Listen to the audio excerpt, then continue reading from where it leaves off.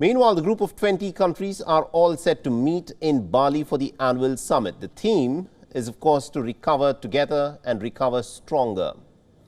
Ukraine war, inflation and food security are, of course, issues that are high on the agenda. The two-day summit will kick off on the 15th of November, and the American President Joe Biden is going to sit down with his Chinese counterpart Xi Jinping. The face-to-face meeting comes amidst increasingly strained US-China relations. Russian President Vladimir Putin will not be attending the summit in person in Bali, so that negates any possibility of his bilateral and sideline meetings. Now, experts had been hopeful for a dialogue amidst the raging war in Ukraine.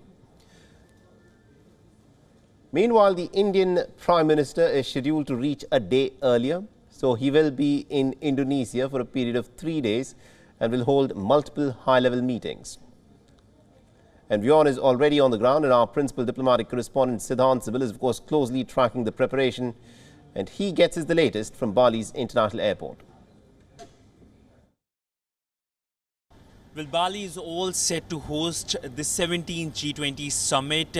We are in Bali. WION is the first team from India when it comes to media which has reached Bali, and from the first looks I can tell you that the provincial capital of Bali is ready to welcome the delegates. When it comes to the airport, there are special counters for immigration, for of course services as well. But we know that this year's G20 summit comes amidst geopolitical tensions, the Russia-Ukraine conflict, whose impact is being felt specifically in the global south when it comes to commodity prices, fuel prices, food prices, and there are recessionary worries. The COVID crisis is still felt. Its impact is being still felt. So there are a lot of worries.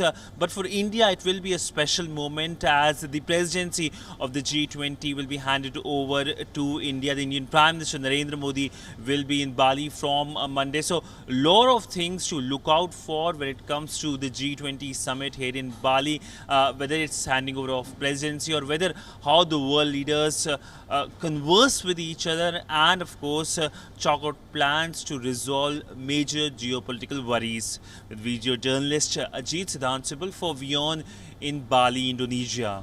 WION is now available in your country. Download the app now and get all the news on the move.